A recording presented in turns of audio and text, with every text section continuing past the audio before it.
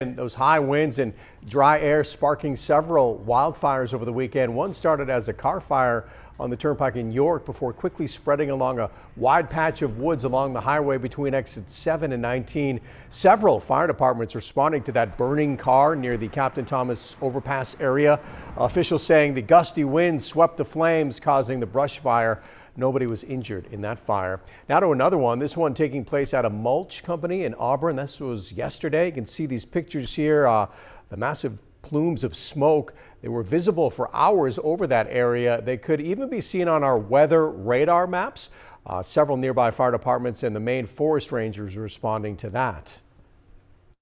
The wind is the real factor. We'd have been way ahead of this fire, but the wind is driving. Right now, anything off the property has been contained. No more fire in the woods. Maine Forest Service gives the state a danger rating every day based on temperature, humidity, wind speeds, and recent rainfall. You can check out the status of that rating by visiting mainfireweather.org.